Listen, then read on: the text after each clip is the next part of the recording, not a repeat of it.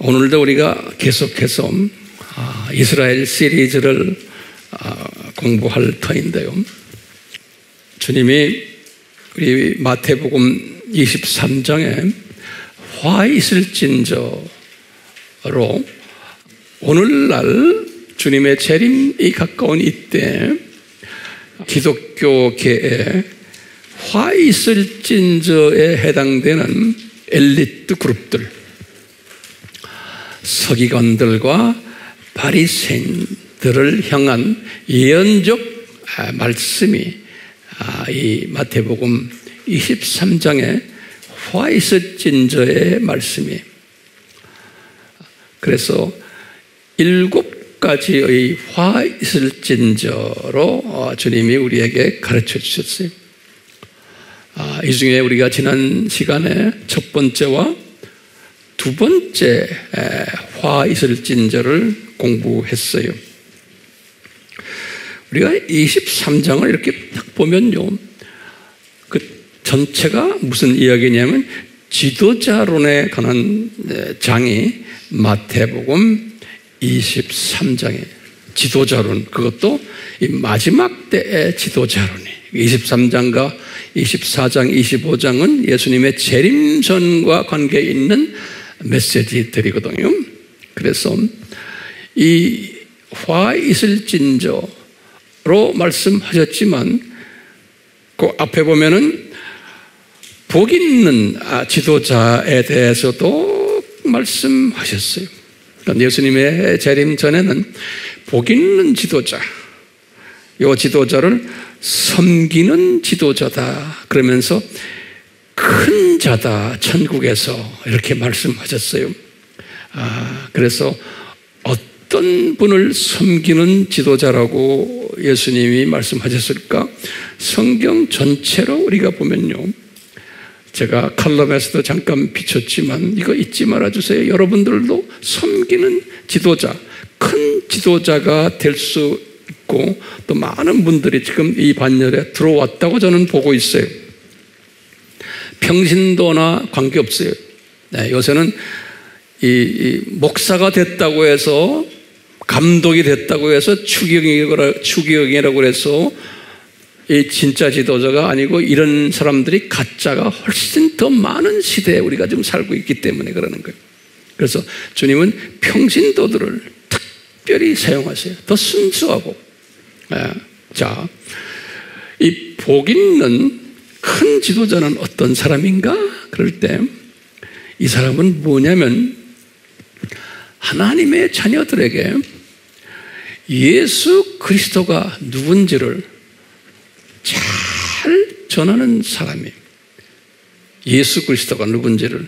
그러려면 예수 그리스도가 누군지를 전하려면 꼭 공부해야 되는 게 있어요. 뭐냐면 삼위일체를 공부를 해야 돼요. 그러니까 삼위일체를 우리가 공부하면서 항상 그 속에 숨겨져 있는 예수님을 깊이 묵상해야 돼요. 그러려면은 기독론을 공부하지 않을 수가 없는 거예요. 그러니까 우리 이 기독론이라는 것은 그 예수님이 창조주 하나님이신데, 이분이 100% 하나님이신데 100% 사람이 되었다라는 것을 우리가 공부해야 되고, 이분이 창세전에 이미 디자인돼서 이분이 인간이 되셔서 십자가에서 죽으실 것을 디자인하신 분이다. 삼위 하나님이 하셨지만 실제로 뛰는 일을 이분이 하셨다. 그래서 이것을 하나님의 신비다. 우리가 예수님을 공부하려면 이런 공부를 다 해야 되는 거예요. 그리고 이 예수님과 관계돼 가지고 조교팀들, 이스라엘 팀들이에요. 조교팀들을 창세전에 디자인하셔가지고 이 팀들이 예수님에 대해서 소경 노릇을 할 거다. 이것을 우리가 그리스도의 신비다 그랬어요. 이런 것을 창세전에 다 디자인했다는 것을 알려면은 예수님이 직접 이런 것을 다 관리하시기 때문에 삼위 하나님 중에서 예수님을 잘 아는 분이에요.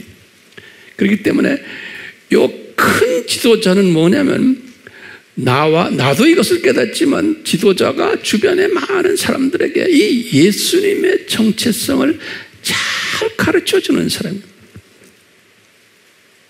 그래서요, 주님의 자녀들이 이것을 배우면은 어떻게 돼요? 이분들이 영적으로 살찌는 거예요. 그리고 영적으로 눈이 떠지고 그러면서 자라나고, 그래서 튼튼한 어린 양들이 되는 거예요. 양들. 그래서 이 양들이 튼튼해야 돼서 꼴을 잘 먹고는, 그리고는 자녀들을 많이 낳는 양들이 되는 거예요. 이런 양들을 만드는 일에 참여하는 사람이, 이 사람이 뭐예요? 큰 종이고 복 있는 종이고 섬기는 종인 거예요. 그런데 이 섬긴다는 말을 우리가 잘못 알아가지고 뭐하냐? 그저 밥도 좀 사주고, 뭐 불쌍한 사람 도와주고, 또 착한 일하고 밥 포해주고, 뭐 이런 것을 섬긴다고 생각하는 거예요. 이건 세상 사람들도 다 할 수 있는 거예요. 그러니까 육신에 필요한 것을 섬기는 것은 기본이지만 거기에서 끝나는 것은 예수님이 원하는 건 아닌 거예요. 영적인 섬김을 위해서 육적인 혼적인 섬김이 필요한 거지, 하나의 과정이지, 그것이 종착역이 되면 안 되는 거예요. 그런데 우리는 그저 열심히 교회 와서도 봉사한다고 열심히 섬기는 그 수준에 있으면 안 되는 거예요. 불쌍한 사람들 도와준다고 우리가 쌀 보내고 뭐 보내고 필요하지만 거기에서 머무르는 것은 섬기는 종이 아닌 거예요. 섬기는 종의 필요의 첫 단계, 두 번째 단계는 하지만 거기에서 머무르면 안 되는 거예요. 그런데 오늘날 두 짐승 시대에 살고 있는 우리는 이런 것을 잘하는 사람을 잘 섬긴다 그런 거예요. 그러니까 세상 일들 잘 도와주고 착한 일 하고 이런 것을 잘 섬기는 사람이다. 그런데 이분들이 복음주의 사람들을 비난하는 게 있어요. 너희들 열심히 신앙생활을 한다고 하지만 섬기는 거 잘 못한다. 봐라, 우리는 가난한 사람들 NGO를 통해서 많이 도와주고 뭐 여러 가지 사회 문제도 우리가 해결하려고 그러고 여러 가지 이 세상을 사람 잘 살게 만들어주는 일 우리가 하는데 너희들은 그걸 못하잖아.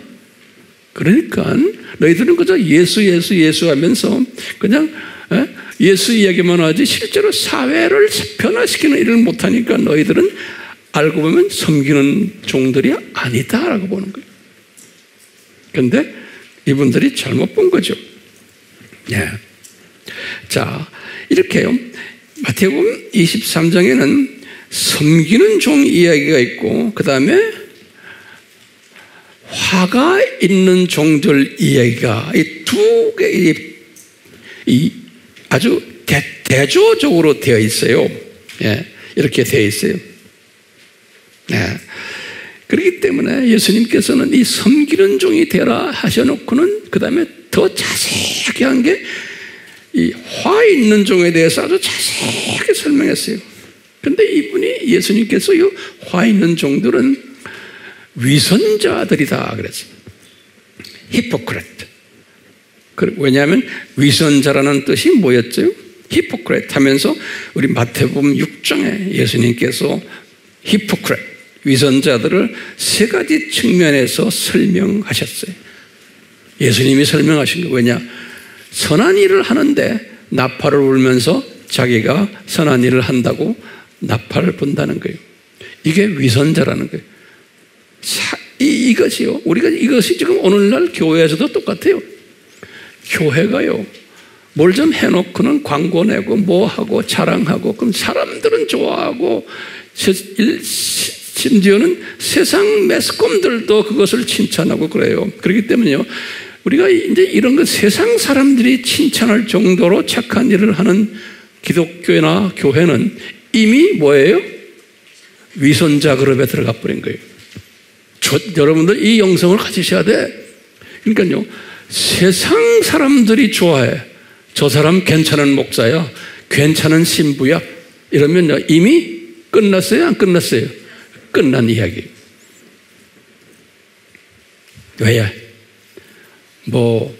조금 교회가 커지고 유명해지고 이러면 다 사람들에게 칭찬받기 때문에, 사람들이 좋아하기 때문에 사람이 많이 모이는 거예요.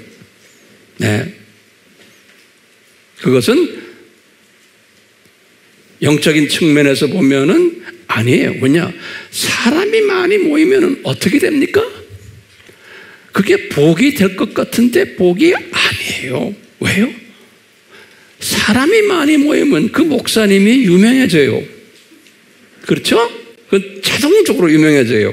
그러면 유명해지면은 거기에 그 교회가 사람이 많이 모이면 헌금이 많이 들어와요. 그건 어쩔 수가 없어요. 매주마다 세금 내듯이 헌금을 내니까. 그러니까 사람 머리가 돈이에요. 그러면 그 교회가 자기도 원치 않은데 부자 교회가 되어버리는 거예요. 그건 목사님도 영향력을 가지게 되어 있고, 이건 어쩔 수가 없어요. 교인이 많이 모이면 영향력이 있게 되고 유명해지고 돈이 많아지고, 그러다 보니까 더 건물을 크게 지어야 되고, 왜? 사람을 더 많이 모이게 하기 위해서는, 또 그 사람들을 수용하기 위해서는. 이것이 그러다 보면은 어떻게 돼요? 그게 복이요? 아니, 화가 되는 거예요. 그렇기 때문에요, 사도 바울을 보시면 우리가 알아요. 성서에 나오는 사람들을 보면 사도 바울도 그런 유명세를 타고 이분이 개인 자기 교회를 크게 짓고 얼마든지 할 수 있었어요. 그렇지만 주님이 그분에겐 교회도 주질 않았어요. 왜요? 주어놓으면 이분이 색깔이 변하게 되기 때문에 그러는 거예요. 네. 그러니까 주님이 사랑하는 사람들은 크게 하지 않고 돈 넉넉하게 하지 않고 그래요. 그러니까 제3세계에 가면은 그런 사람, 목사님들, 주님의 백성들 많아요. 그게 복 있는 사람들이. 우리나라도 마찬가지예요. 우리나라도 지금 저는 조심해야 될 사람 중에 하나예요. 저도 유명세를 타는 입장에 있는 사람이기 때문에. 그렇지만요, 여러분들 항상 주변에 정말 이름도 없고 돈도 없고 명예도 없는 정말 신실한 권사님들, 장로님들, 목사님들, 전도사님들, 우리 눈에 안 띄지만 꽤 많아요. 우리는요, 이 원칙을 깨달으면 항상 그런 사람들에 대해서 내가 내 손을 벌리고 케어해주는 스피릿을 가져야 돼요. 알겠어요? 그리고 여러분들이 저를 위해서도 기도하세요. 황 목사님이 이런 부분에서 변질되지 않도록 주님 은혜 베풀어 주십시오. 예. 그래서 이것도 여러분들이 저를 위한 기도고 여러분들을 위한 또 기도예요. 왜냐하면 이 원칙을 보면 그래요. 뭐든지 화 있을 진저할 때 왜 화가 있냐면 서기관들과 바리새인들, 유명세를 타는 파워가 있는 엘리트 그룹들이에요. 여기 이 그룹들이 변질된다는 거예요. 이 그룹들이 예수님께서 가르쳐 주신 거 아닙니까? 그렇기 때문에 이 그룹들이 변질되는데, 오늘 주님이 말씀하시는 건 뭐냐면 많은 부분에서 변질되지만 예수님이 오늘은 뭐라고 그러냐면 이분들 보고요, 이 소경들아 그러는 거예요. 소경들아. 거기다 또 뭐냐면 이 바보들아, 한국말로는 우매한 자들아, 영어는 foolish, fool이라고 그래요. 이 바보들아, 이런 표현 썼어요. 그러니까요, 겉으로는 유명세를 타는 하나님의 종이지만 서기관들이고 학자들이에요. 유명 학자들이에요. 또 바리새인들은 유명 목회자들이라 보시면 돼요. 또는 교회 정치를 하는 교회 지도자들을 바리새인들이에요. 그런데 예수님이 지금 오늘 말씀은 너희들 소경들이다, 그 다음에 너희들은 바보들이다, 이런 말씀을 하셨어요. 그렇기 때문에 오늘 여기에 우리가 초점을 맞춰서 우리가 한번 공부를 해보려 그래요. 그러면 제가 한번 질문을 좀 던져볼게요. 소경들이라 그러면요, 여러분들 어떻게 생각하세요? 소경들이다 그러면요, 어떤 기준으로 지금 소경이라는 말씀을 하실까요? 그거 노트에 좀 질문을 던져주세요. 무엇을 기준으로 해서 소경이냐? 무엇을 못 본다는 건가? 여기에 초점을 잘 맞추셔야 돼요. 그러면 뭐라고 여러분들이 대답하세요? 황 목사님 뭐예요? 그러면 예수님의 정체성에 대해서 소경이라는 거예요. 굉장히 중요한 거네요. 예수님의 정체성에 대한 소경이야. 그러면 황 목사님 그걸 좀 구체적으로 말씀하십시오. 항상 그렇게 우리가 질문을 던져야 돼요. 나를 위해서요. 그러면 예수님의 정체성에 대한 소경이라는 것은 아까 제가 말했어요. 구체적으로 삼위일체에 대해서 잘 모르는구나. 그걸 모르는구나. 삼위일체에 대한 소경이. 두 번째는 뭘까요? 기독론에 대한 소경인 거예요. 기독론을 잘 몰라요. 교회는 다니는데. 그 다음에 세 번째는 우리가 순서적으로 제가 보통 한 5개 정도 들었는데 오늘은 한 7개 정도 봐요. 처음에 첫 번째 삼위일체론. 그래서 우리가 하바 공부해서 이걸 열심히 공부하는 거예요. 40년, 50년, 70년을 교회 생활을 해도요, 죽을 때도 삼위일체를 잘 모르고 죽는 기독교인이 엄청 많아요. 대부분이거든요. 대부분. 신학교를 다니고 목사가 돼도 모르는 사람 엄청 많아요. 거기에 대해서 정돈이 안 된 사람들. 자, 다시 삼위일체론. 그게 예수님을 아는 거예요. 두 번째는 기독론. 예수님의 100% 신성과 100% 인성을 아는 거예요. 그리고 예수님이 창조자 되시는 분이라는 걸. 그 다음에 이분이 구원자 되시고 메시아 되신다는 것을 우리가 철저하게 알아야 되는 거예요. 그러려면 공부를 해야 되는 거예요. 세 번째 우리 알아야 될 게 뭐냐면은 성령론인 거예요. 성령님이 누구신가 알아야 되는 거예요. 네 번째는 뭐냐면 더 구체적으로 우리가 구원론을 알아야 돼요. 구원론, 기독론 중에서 하나 뽑아가지고 구원론. 우리 다 공부했잖아요. 구원에 대해서도 자세하게 알아야 되고. 그 다음에 무슨 째? 5번째, 6번째? 5번째. 구원 난 다음에 뭐라 그래요? 그 다음에 성결론을 알아야 되는 게 우리가 어떻게 예수님을 닮아가느냐. 성결론 공부를 해야 돼요. 성결론 공부한 다음에 이런 사람들을 쓰셔서 종말 때 추수 역할을 하거든요. 추수자. 그러니까 종말론을 알아야 되는 거예요. 종말론을 알아야 돼요. 왜냐하면 종말의 재림주가 누구냐면 예수님인 거예요. 재림주가 성령님도 아니고 재림주가 성부론도 아니고 예수님이 재림하시는 거예요. 그렇기 때문에 이 재림론도 예수님과 관계되는 거예요. 우리가 예수를 안다는 게 이렇게 지금 제가 하나하나 구체적으로 드립니다. 그 다음에 우리가 예수를 안다는 게 창조 목적론이에요. 창조 목적론. 그리고 마지막에 7번째로 창조 목적 학교론이라고 이제 우리가 한번 만들어 봤어요. 이 7가지를, 왜냐하면 이 학교의 교장 선생님이 예수님이시거든요. 그러니까 우리가 예수님을 안다는 것은 이 구체적으로 이렇게 한 7가지를 구체적으로 우리가 알 때 예수님을 안다라고 하는 거예요. 근데 같은 하나님의 자녀들이지만 이 부분을 잘 모를 때 예수님이 보실 때 너는 애꾸눈이다. 항상 이런 시각을 이야기할 때는 다 초점이 예수님께 있어요. 애꾸눈이다. 어떤 사람 생명이다. 또는 어떤 사람은 또 뭐가 있어요? 우리 눈병 중에서 이렇게 굽어서 보는 걸 뭐라고 그러죠? 내가 까먹었어. 난시로 되어 있다. 초점을 맞추지 못하는. 또는 근시다. 여러 가지 이렇게 하죠. 이게 다 눈병들. 예수님을 보는 시각이.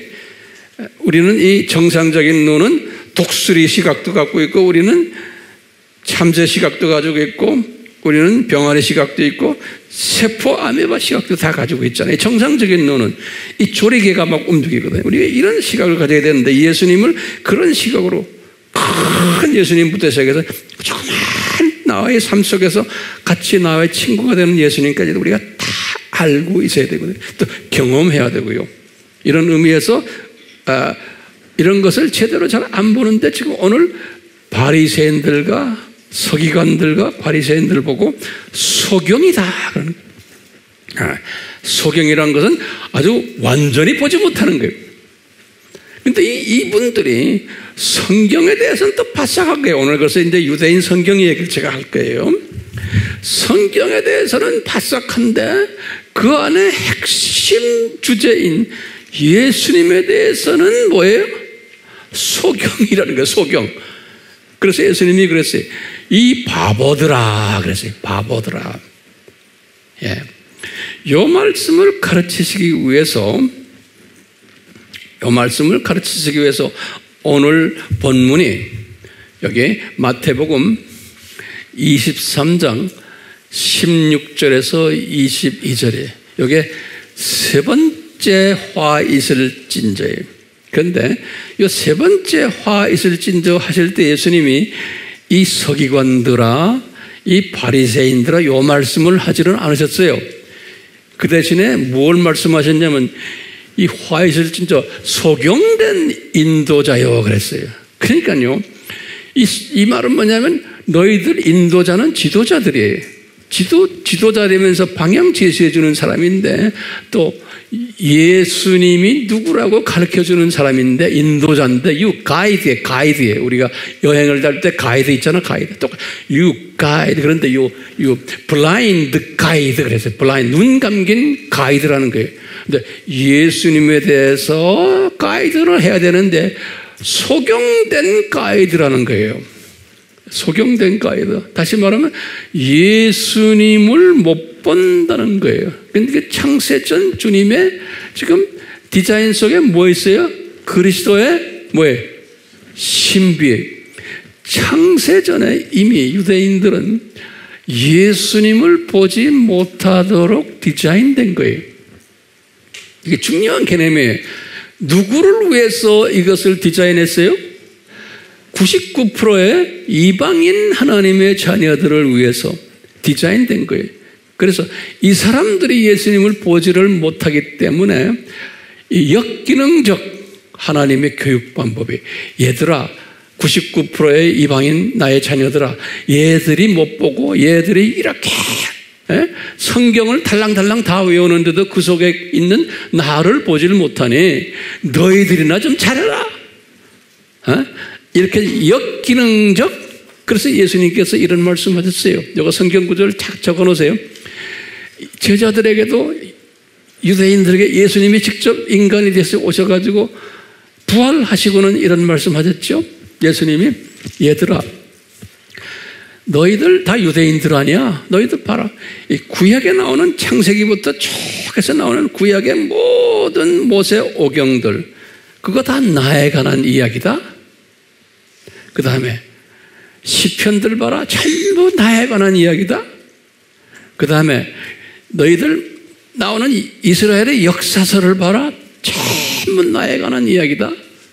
그 다음에 이 사람들의 선지서들을 봐라. 다 나에 관한 이야기다. 예수님이 직접 이 말씀 하신 게 성경 어디에 나와요?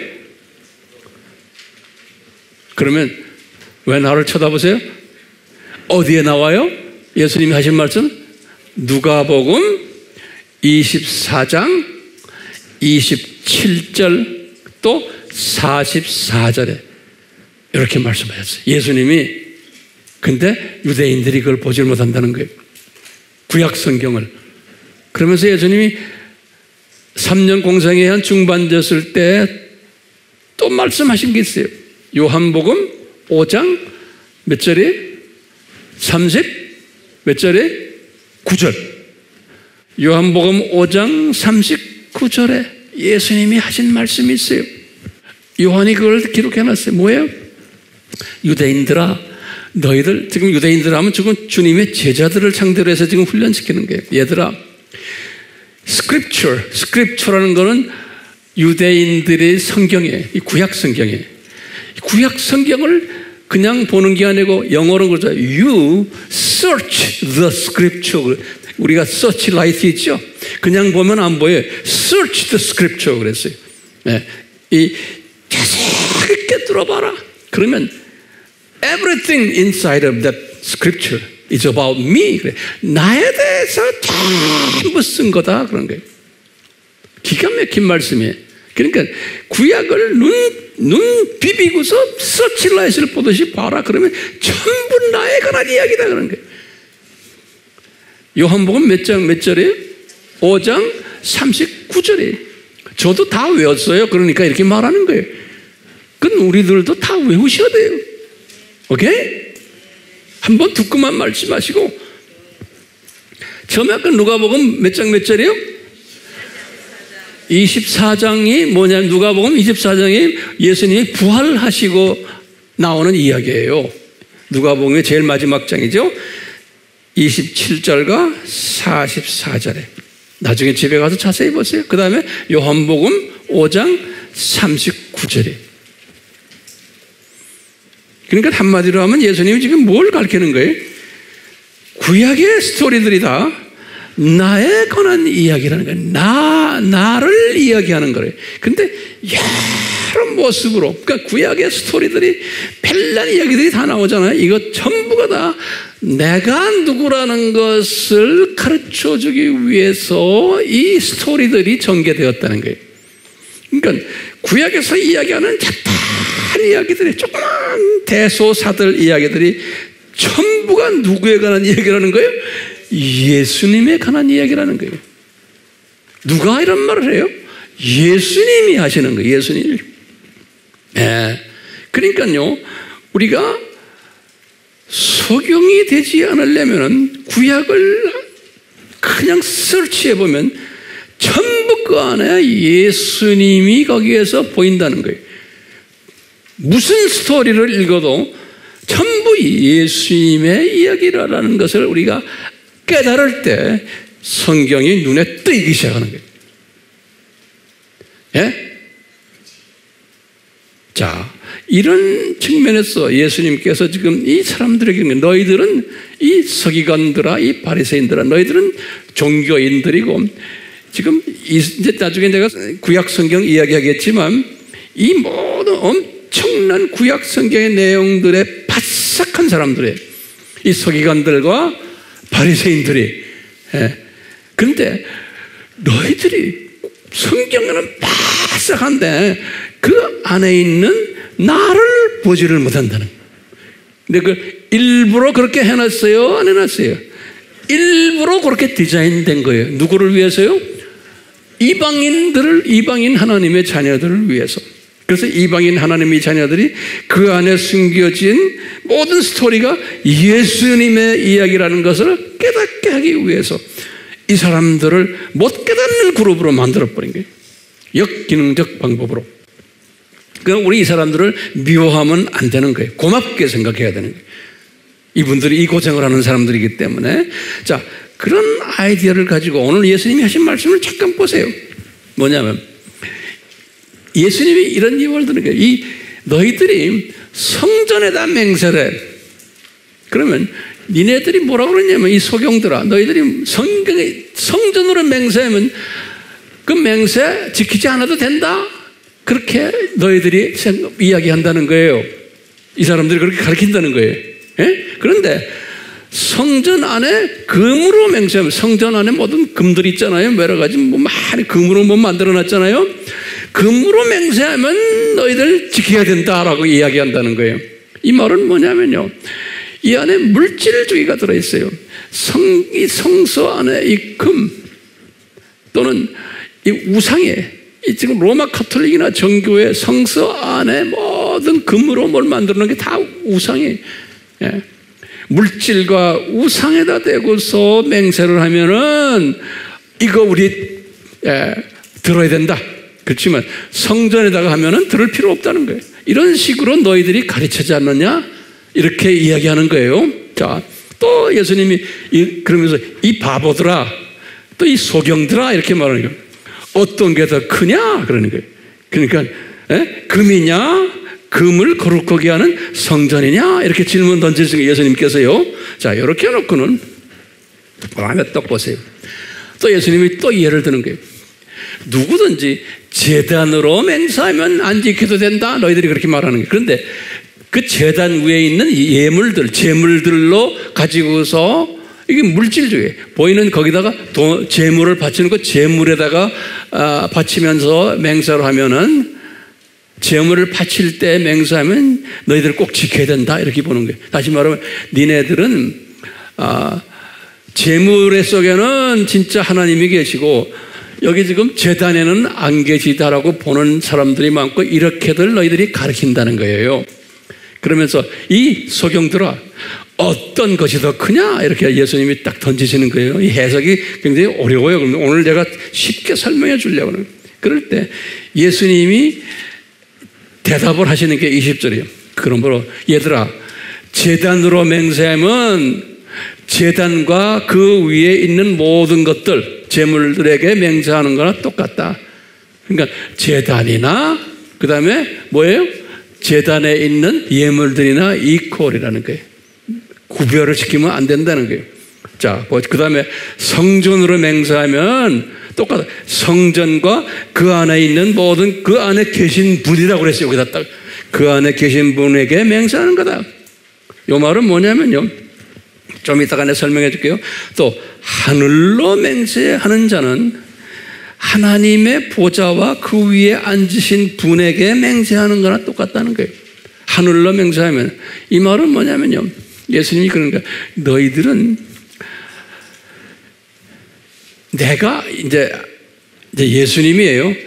예수님인 하나님이 내가 무소부재하다는 거예요. 너희들이 내가 제단에도 있고 예물에도 있고 성전에도 있고 또 성전 안에 있는 모든 그 기구들 안에 다 예수님이 내가 거기에 있는데 니네들은 어떻게 생각하냐면 요 물질을 바쳐가지고 돈 헌금을 많이 내고 그럴 때 그 안에 내가 있는 줄 안다는 거예요. 그렇게 했을 때만 내가 있어가지고 너희들에게 응답하고 이렇게 한다라고 생각한다는 거예요. 그런데 이것도 이 사람들은 성부 하나님이 계시다고 보는 거지 성자 하나님이 계시다고 보지를 않는 거예요. 그것 자체도. 다시 말하면 예수님이 지금 말씀하시는 건 뭐냐면 너희들은 이 성서를 해석할 때 니네들이 만든 법 안에서 이 하나님이 요렇게 할 때는 여기 계시고 요렇게 할 때는 안 계시고 요렇게 돈을 내고 돈 가지고 이렇게 할 때 거기 하나님이 계시지 나머지 때는 안 계시다라고 생각한다는 거예요. 그러니까 무소부재하신 하나님은 지금 예수님이 아니라 내가 지금 여기 이 사람들이 볼 때는 하나님이에요. 성부 하나님이에요. 이렇게 계시다라고 본다는 거예요. 다시 말하면 성경 자체가 이 구약의 스토리 자체가 성전 자체가 예물 자체가 다 예수님인데 제 말 따라하세요?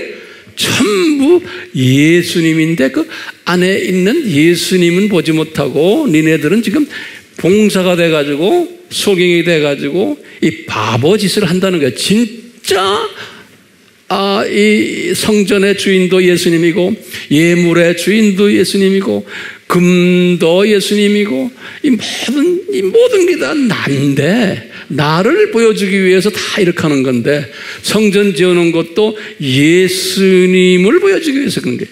그리고 예수님이 거기서 성전에서 피 흘리는 것도 예수님이 죽으신 십자가 사건을 보여주기 위해서 다 첨부하는데 이것은 이 사람들이 보질 못하고 그 안에 계신 예수님을 보질 못하고 종교 행사로 너희들은 이 구약을 보고 유대교를 종교 행사를 하는 예수님이 없는 너희들이 믿는 종교 행사로만 하고 있다는 거예요.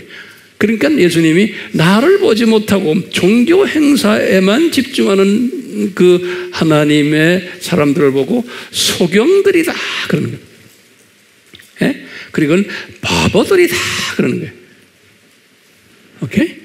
요 모습이 그대로 지금 23장은 예수님의 재림 전에 있는 엘리트급 종교인들, 그 다음에 엘리트급 신학자들, 엘리트급 목회자들, 엘리트급 추기경들, 뭐 감독들, 뭐 목사들, 총회장들, 신학교 총장들, 이런 사람들이 그러면서 형식주의에 빠져가지고 예수님을 보지 못하는, 예수님을 제대로 가르쳐주지 못하는, 그러려면 뭘 해야 돼요? 예수님을 가르쳐주려면 그럼 어떻게 황 목사님 예수님을 가르치는지 안 가르치는지 아세요? 그럼 우리는 뭐라고 잣대가 뭐예요?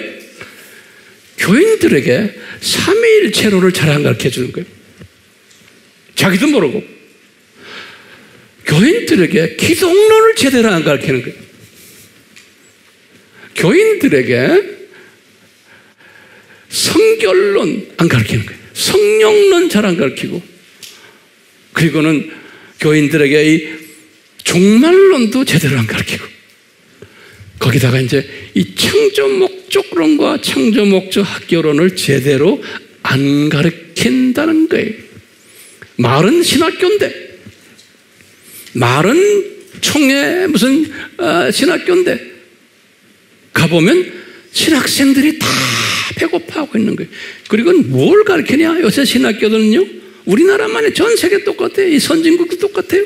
뭐냐면, 박사학위를 받으려면 성경을 많이 알면 박사학위 못 받아요. 신학 박사가 되려면요, 못 받아요. 그럼 황 목사님 어떻게 하세요? 내가 박사 받았는데 몰라요. 그것도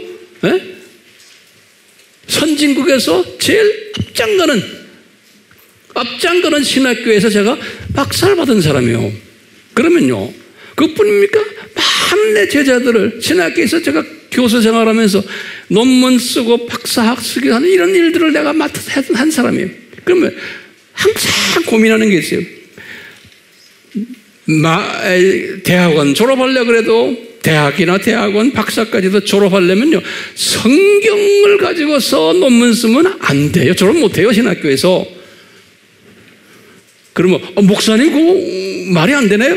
그게 말이 안 되는데 내가 말하는 거예요. 그럼 어떻게 하면 학위를 받느냐? 수 없는 사람들이 책 쓴 것을 가지고 그 책을 잡아다 짜깁기 했을 때 박사 받고 못 하거든요. 짜깁기. 그러니까 아무개가 뭐라 말했다, 아무개가 뭐가 말했다, 아무개가 누가 말했다, 이것을 다 모아가지고요, 짜깁기 했을 때 그게 박사가 되는 거예요. 저도 그렇게 해가지고 박사 됐던 사람이요. 그러니까 내가 이걸 박사 논문을 쓰면서도요, 아이고, 그냥 막말로 그래. 정말 지랄 같다, 네, 그래서. 내가 아주 막 집어 던졌어요. 이게 아닌데 하면서. 근데 그대로 안 하면 내가 박사가 되지를 못하는 거예요. 그러니까 싫지만 그렇게 해야 되는 거예요. 예. 그러니까 이걸 내가 하면서 고민하면서 주님한테 내가 기도를 했어요. 주님, 제가 이런 공부를 왜 해야 됩니까? 나이가 내가 어느 정도 들어가서 했거든요. 예? 나 힘들어서 못하겠어요. 이건 나한테도 이게 내 체질에 안 맞습니다. 그랬더니 주님이 나에게 세미한 음성으로 가르쳐주는 거예요. 뭐라고 했냐면, 황 목사야, 너는 PhD를 꼭 받아야 된다. 네가 싫어도 그걸 받아가지고 너는 이제 가난한 나라에 나의 사랑하는 백성들에게 네가 사인해가지고 졸업장을 줘야 된다 그러는 거예요. 근데 그 애들에게는 성경만 가르쳐라 그러는 거예요. 네.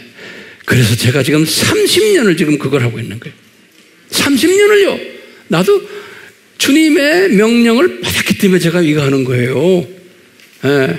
이 가족을 떠나가지고 제가 30년을 지금요, 그냥 별난 나라 다 다니면서 그 열매 중에 며칠 여러분들이 지금 사진으로 보는 거예요.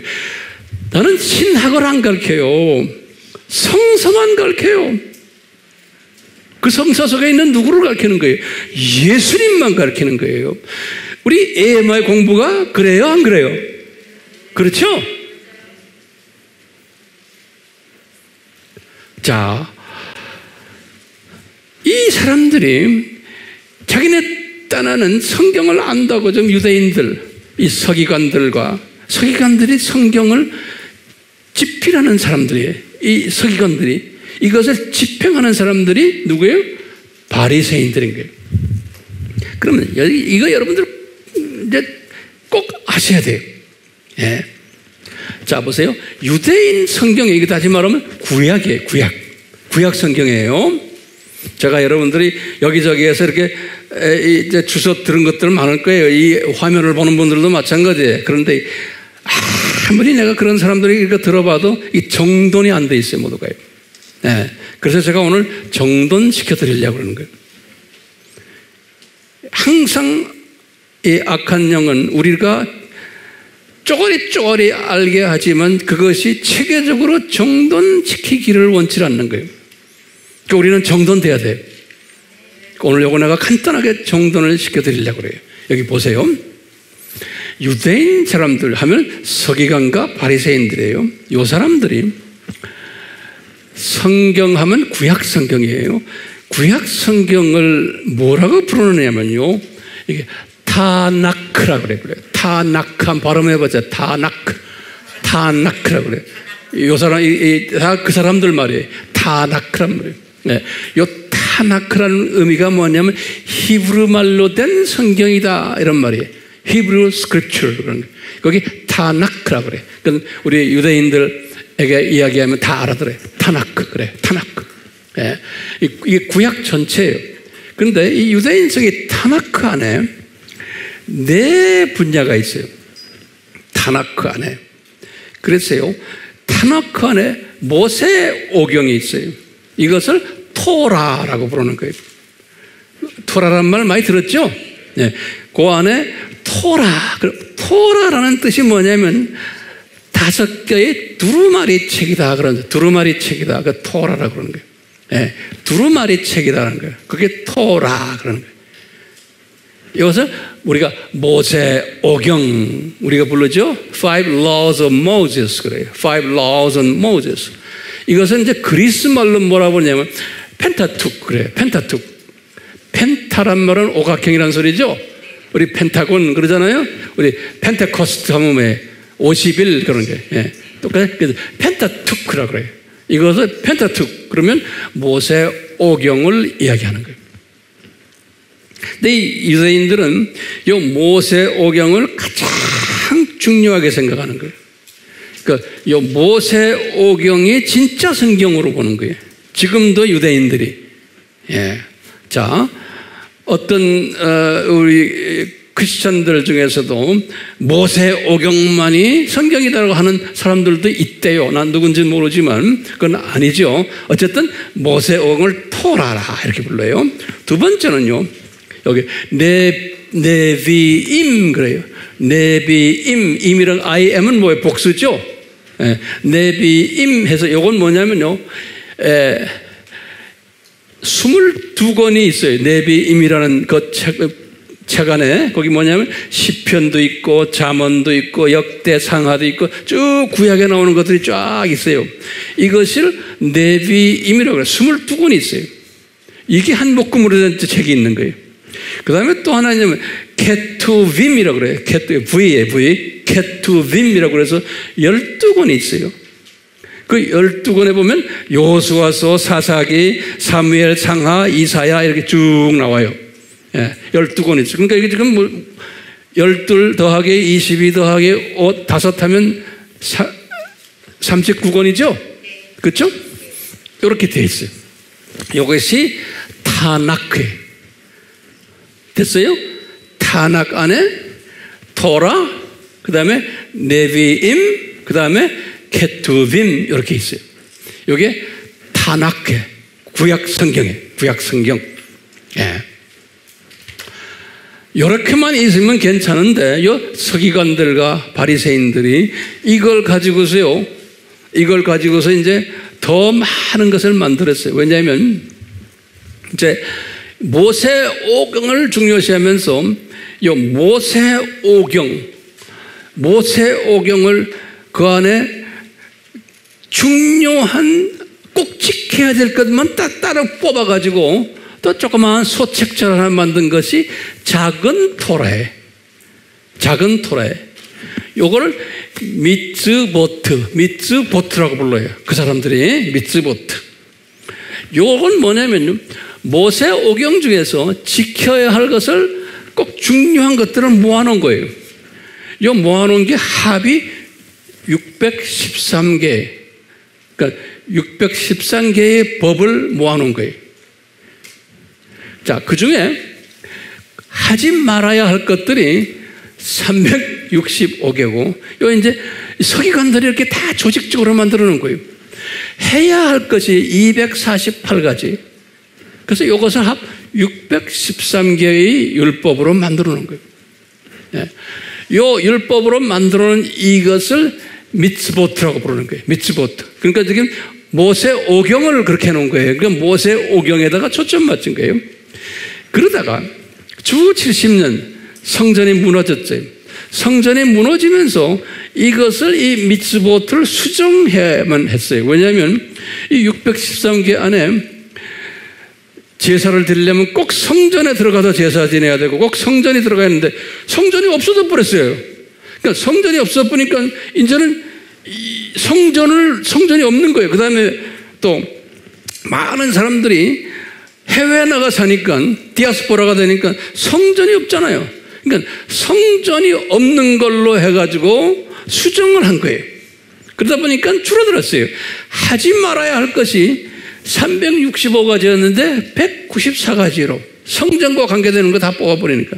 그 다음에 해야 할 것이 77가지가 이렇게 여기 248에서 77가지로 이렇게 줄어드는 거예요.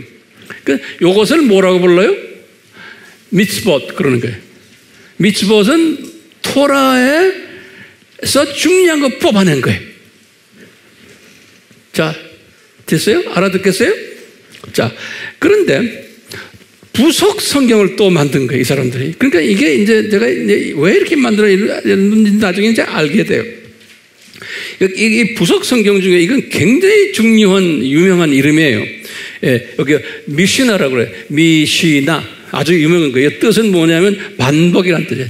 repeat. 반복한다. 우리 신명기도 반복한다. deuteronomy 그런 거 반복한다는 뜻이 있어요. 똑같아요. 미시나. 이때까지 한 것들을 다시 반복하는 거예요. 뭐냐면 이 사람들이요. 주후 200년경이에요. 주후 200년경에 이걸 만들었는데 뭘 만들었냐면 주후 70년부터 시작을 해서 200년 그 기간 동안에 이 랍비들과 서기관들이 법리 논쟁들이 심했어요.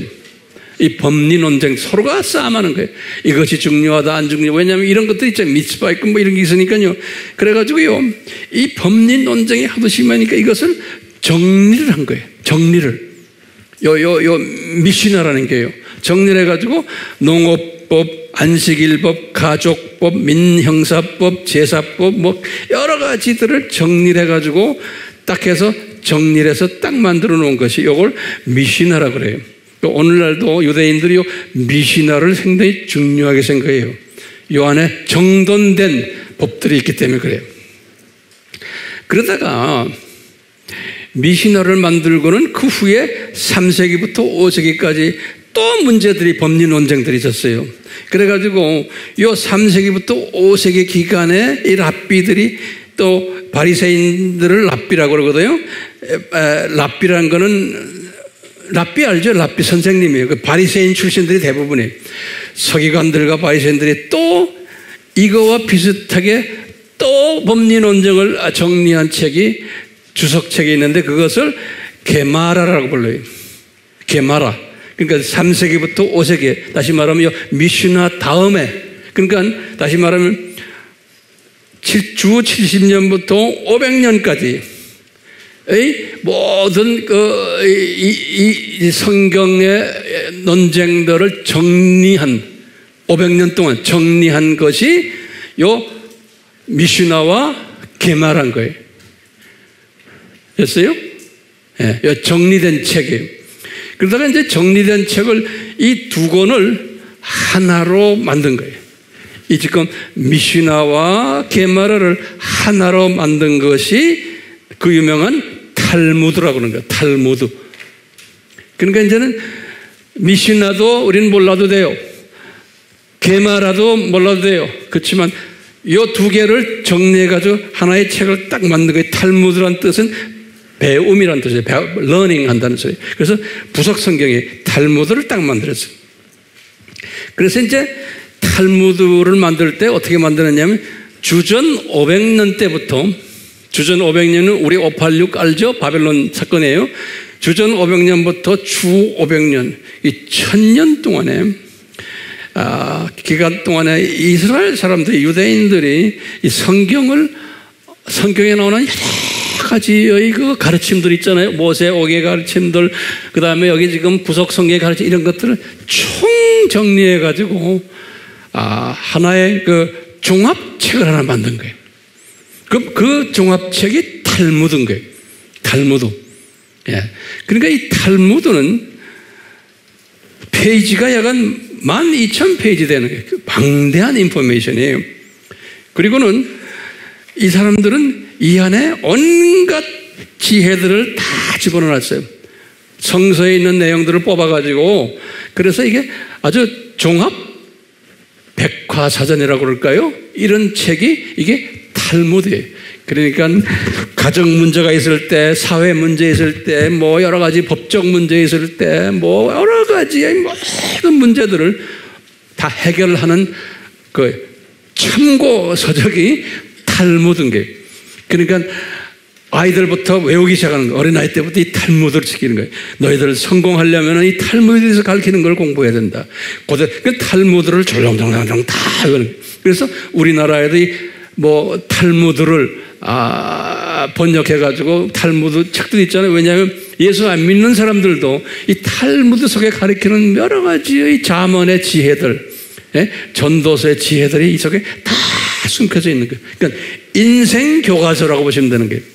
탈무드가. 오케이? 그래서 이 오늘날 유대인들은 토라를 제일 중요시하게 생각하고, 두 번째는 탈무드를 중요시하게 생각하는 거예요. 그래서 우리가 많이 들었죠? 탈무드, 그 다음에 토라, 탈무드. 그러니까 토라를 제일 중요시하고, 그 다음에 탈무드를 두 번째로 중요시하는 거예요. 이 두 권은 반드시 우리가 알아야 되는 그런 것이 유대인들이 갖고 있는 신앙관이거든요. 자, 이걸 깔아놓고 제가 결론 몇 마디 좀 하려고 그래요. 지금까지 잘 따라왔어요? 야, 근데 우리가 지금 보면요, 중요한 게요, 요 토라와 요 탈무드 속에 여러 가지 인생 지침서예요. 또 하나님을 어떻게 경외하라, 또 제사는 어떻게 드려라, 자녀들은 어떻게 키워라, 또 하나님을 경외하려면 어떻게 하라 자세히 그 안에 다 있는 거예요. 그래서 보면 인간적으로 보면 이게 지혜서인데 이 속에 뭐가 빠졌어요? 예수님이 빠져버린 거예요. 네. 이 속에 예수님이 빠졌다는 말은 뭐예요? 예? 예수님이 빠졌다는 것은 이 사람들이 이렇게 열심히 이 구약 이 말씀을 이리 연구하고 저리 연구하고 또 이걸 가지고 논쟁도 하고 공부도 많이 하고 이렇게 많이 했는데 참 신기한 게 예수님이 이 토라의 중심도 예수님이고 네비임의 중심도 예수님이고 케투빔의 예수님 다 예수님이 이 탈무드의 중심이 예수님인데 신기하게도 요 주체가 빠져버린 거예요. 그러면 제가 한번 여쭤볼게요. 왜 빠졌어요? 그럼 뭐라고 대답해요?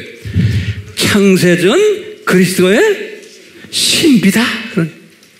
창세전 그리스도의 신비 때문에 이 사람들 속에서 예수님이 만약 거기서 발견된다면 이거 큰일 나는 거예요. 그런데 오늘날 메시아닉 유대인들이 뭘 깨닫는지 아세요? 이 토라 속의 주인이 예수님이다. 이 탈무드 속의 주인이 예수님이다를 발견한 사람들을 우리가 메시아닉 유대인이라고 하는 거예요. 그러니까 유대인인데 메시아 아니기란 말은 메시아란 건 뭐예요? 예수님이 메시아시다. 그런데 구약의 스토리가 이 예수님의 메시아를 이야기하시는구나 라고 믿는 사람들을 메시아닉 주라 그러는 거예요. 그러니까 우리가요, 초점이 어디가 있어요? 예수님.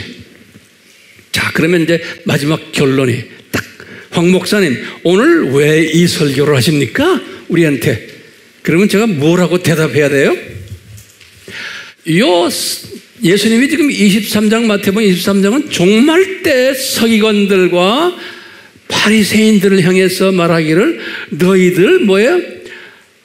바보들이다. 너희들 소경들이다. 왜? 예수님을 보지 못하지 않습니까? 종교 행사는 하는데, 기독교 행사는 하는데, 구약을 믿고 신약도 믿는데, 그런데 보니까 오늘날 두 짐승 그룹 속에 있는 소위 기독교인 그룹들, 로마 카톨릭 정교회들, 요즘 지금 개신교의 대부분의 교단들, 이분들이 지금 무슨 짓 하고 있어요?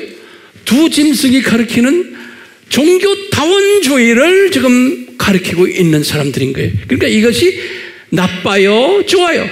그러면 나쁠 수도 있고 좋을 수도 있고, 왜냐? 주님의 뜻에 따라서 움직이는 사람들이에요. 이 사람들은요, 주님이 그렇게 디자인시킨 사람들이에요. 그러니까 이런 사람들은 어떤 사람들이에요?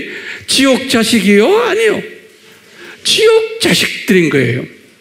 이 지옥 자식들 밑에 이분들은 다 유명한 교단들이고 큰 교단들이고 그 밑에 깔린 백성들도 엄청 많은 거예요. 네. 주류 그룹들인데 그게 예수님이 빠진 또는 예수님을 변질시킨 이 두 짐승 그룹들에 동조해가지고 지금 소위 기독교인이라고 하면서 많은 사람들을 지금 좌절케 하고 잘못 가게 하고 지옥으로 인도하는 일들을 지금 하는 거예요. 자, 마지막 한마디. 우리 황 목사님, 왜 예수님 이 사람들을 이렇게 만들었습니까? 그러면 이 사람들은 무슨 그룹이에요? 조교 그룹들이에요.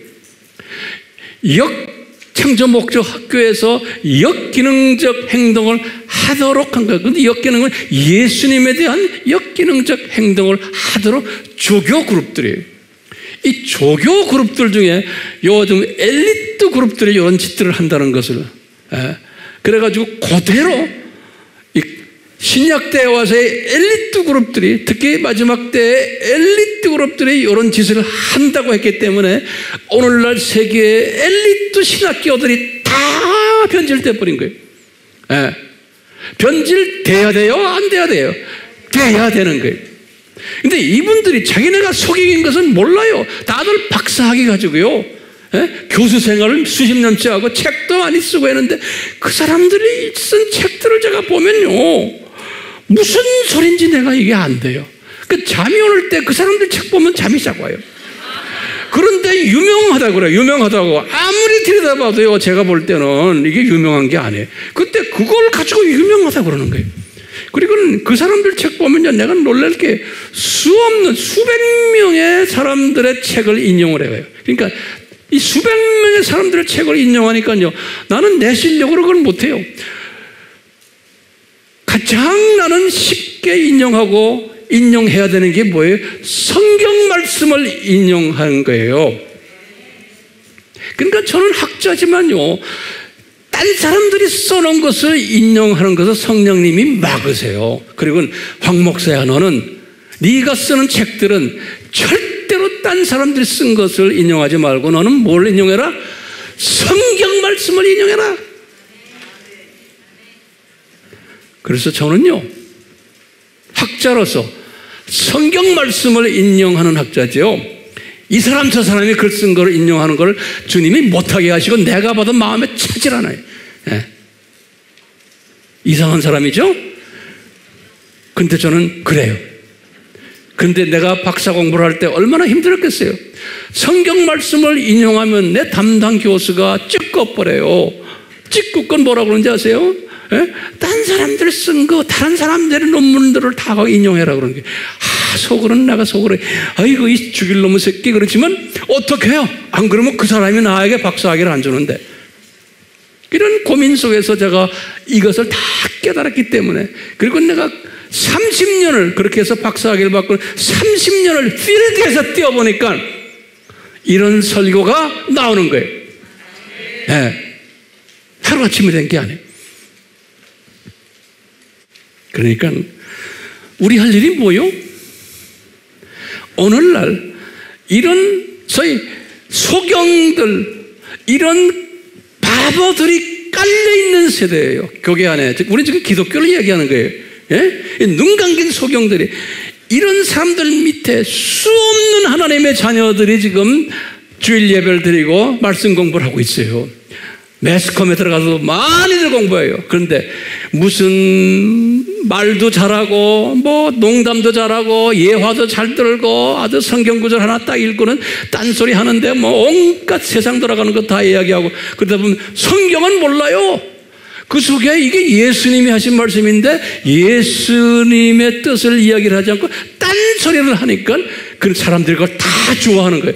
이런 시대에 우리가 살고 있고, 신학교들이 그것도 그렇게 가르쳐요. 신학교들이, 복음주의 신학교도 똑같아요. 네. 이런 상황 속에서 우리는 어떻게 해야 돼요? 네? 오직 말씀이 아니에요. 거기에 뭐가 빠져버렸어. 우리가 우선 그 7가지의 신학에 대해서 열심히 공부해야 되고, 그리고는 이 부분을 주님이 우리에게 보내주세요. 주님이 사랑하는 사람들을, 내가 따라다닐 필요도 없어요. 주님이 보내주세요. 보내주는 사람들에게 어떻게 해야 돼요? 차근차근히 나눠주는 거예요. 나눠주면서 누구 이야기를 해야 돼요? 예수님 이야기를 해야 되는 거예요. 그리고는 이 예수님이 곧 오신다, 이 이야기를 해줘야 되는 거예요. 이것이 저의 사명, 여러분들 사명, 우리 AMI 사역의 사명인 거예요. 예.